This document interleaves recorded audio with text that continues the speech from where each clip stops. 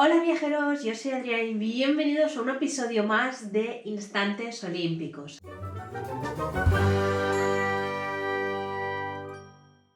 Antes de empezar, como podéis ver, llevo un catarro del tamaño de una catedral, así que disculpad mi voz en el vídeo de hoy. Pero empecemos porque va a ser un vídeo muy divertido.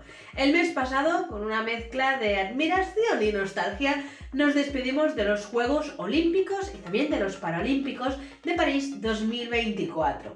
Pero, ¿qué os parece si hoy vamos a dar un paseo hacia atrás en el tiempo y exploramos los orígenes de estos emblemáticos eventos? Cuando pienso en los Juegos Olímpicos no puedo evitar sumergirme en las fascinantes leyendas de la mitología griega que intentan explicar su origen.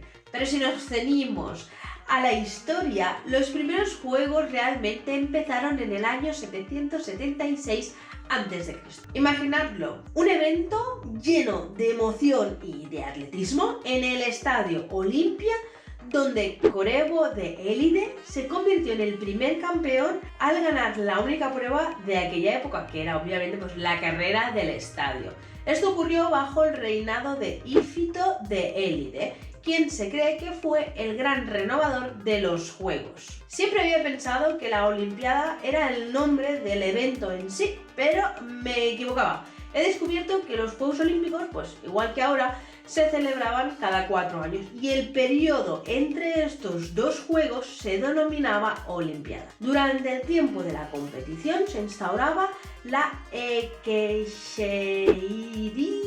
Seguro que lo he pronunciado mal, como todo lo griego que pronuncio, pero lo estáis viendo en pantalla. Y básicamente era una tregua olímpica para permitir a los atletas viajar con seguridad desde sus ciudades hasta Olimpia. Y este concepto se originó bajo el reinado de Ífito, quien hizo grabar los términos de la tregua en un disco en el templo de Hera. Durante estos juegos la vida pública se paralizaba y solo se atendían asuntos de extrema urgencia. Esto no ha cambiado, sigue siendo así. Los juegos se llevaban a cabo en Olimpia, en el Valle de Alfeo, entre julio y agosto. Al igual que los Juegos Olímpicos modernos, estos eventos ofrecían la oportunidad para la colaboración y el acercamiento entre ciudades-estado griegas. Aunque también hay que reconocer que los antiguos Juegos Olímpicos eran muy distintos a los que conocemos hoy en día. Para empezar, contaban con menos eventos y solo se permitía la participación de hombres libres que hablaban griego. Además, se celebraba siempre en el mismo lugar, en el santuario de Olimpia. Y además, estos juegos tenían más de un propósito. No solo eran una manifestación religiosa para honrar a los dioses, sino que también promovían el desarrollo integral del cuerpo y el alma. En los primeros Juegos Olímpicos, la organización estaba en manos de la Bule de la Olimpia, o Consejo Olímpico, para que nos entendamos. Este grupo se encargaba de todo, desde la gestión técnica y financiera hasta la supervisión de jueces conocidos como elanódicas. Estos jueces eran seleccionados con 10 meses de antelación y tenían la responsabilidad de elegir a los mejores atletas y vigilar, por supuesto, sus entrenamientos y dirigir sus competiciones. Además, los teoclos, altos sacerdotes dedicados a rituales religiosos, se encargaban de cuidar los templos y coordinar las ceremonias litúrgicas. Ahora vamos a hacer un ejercicio de imaginación, ¿vale? Imaginaros que sois niños, griegos, libres, que cumplís los 12 años. En ese momento vuestras vidas empiezan a cambiar. Ingresáis en lo que se llama la palestra, un lugar dedicado a enseñaros a desarrollar vuestros músculos y a controlar vuestros nervios. A los 16 años os trasladáis al gimnasio, no al de vuestro barrio, al de la Grecia clásica que estamos hoy, que es un espacio al aire libre rodeado de bosques donde realizáis ejercicios físicos y entrenáis principalmente para el atletismo. Y con el tiempo, a los 20 años, completáis vuestra formación deportiva y recibís vuestras armas listos para enfrentar los desafíos típicos de los Juegos Olímpicos del momento. Todo este camino lo recorreréis bajo la guía de un entrenador profesional o de un preparador físico, depende de los textos que he encontrado, ¿no? Y ahora que ya sois atletas olímpicos, vuestro viaje hacia la gloria comienza un año antes de los Juegos. Durante ese tiempo os entrenáis intensivamente en vuestras ciudades natales, pero un mes antes del gran evento debéis trasladaros a Elis, para perfeccionar vuestra preparación. Los juegos, que duran alrededor de 5 días, se inician con sacrificios a Zeus y Pélope. Finalmente, el Festival Olímpico concluye con una vibrante procesión, un espléndido banquete y la entrega de los premios vencedores. En las primeras 12 Olimpiadas, la única prueba era la carrera a pie del estadio, que se mantuvo su estatus como la más prestigiosa a lo largo de la historia de los Juegos. Pero claro, con el tiempo se fueron añadiendo otros deportes. El espíritu competitivo de los antiguos griegos se refleja en una gran variedad de eventos. Los agones atléticos, que incluían carreras, salto de longitud, lanzamiento a disco y jabalina, que esto aún lo podemos ver hoy en día. Luego, los agones luctatorios, como la lucha, el pugilato, que parecía al boxeo actual, y el pancracio, unas artes marciales de esa época. Luego los certámenes hípicos, que abarcaban carreras de carros y también de caballos. Y por último el pentatlón, que combinaba 5 disciplinas en una sola competición.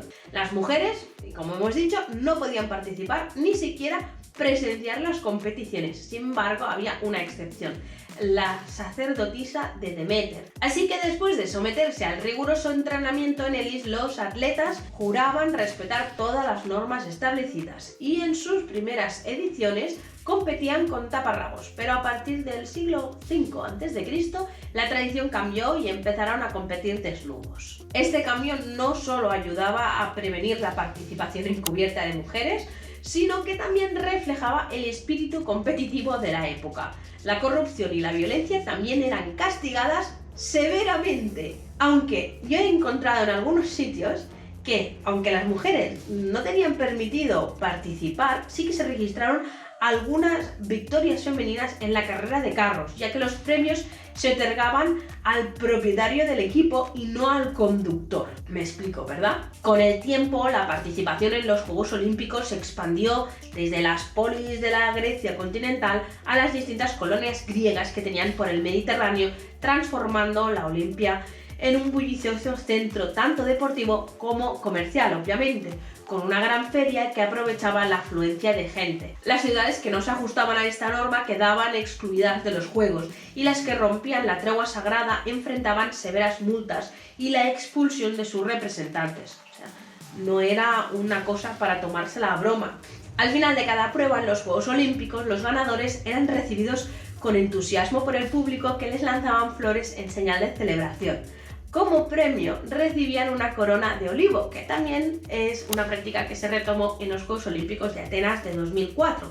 La ceremonia de premiación se llevaba a cabo en la entrada del majestuoso templo de Zeus, donde se anunciaba sus nombres, su linaje y las pruebas que habían ganado. Obviamente, toda buena historia llega a su final, y el declive de los Juegos Olímpicos se debió a factores como la pérdida de autonomía de los griegos, el auge del cristianismo, las invasiones bárbaras, el aumento del profesionalismo y la corrupción, así como desastres naturales y cambios socioeconómicos que podrían desestabilizar cualquier buen imperio, ¿no? La cristianización llevó a la prohibición de las celebraciones paganas por parte del emperador Teodosio, marcando así el fin de los Juegos oficialmente, con el último ganador registrado siendo el príncipe armenio Varazdar en el 385. Sin embargo, a finales del siglo XIX, Pierre de Coubertin promovió la reactivación de los Juegos Olímpicos inspirándose en las antiguas competiciones griegas. Supongo aquí su afán de no dejar competir a las mujeres. Sus esfuerzos culminaron en la reinstauración de los Juegos Olímpicos modernos en el Congreso Internacional de Educación Física en la Universidad de la Sorbona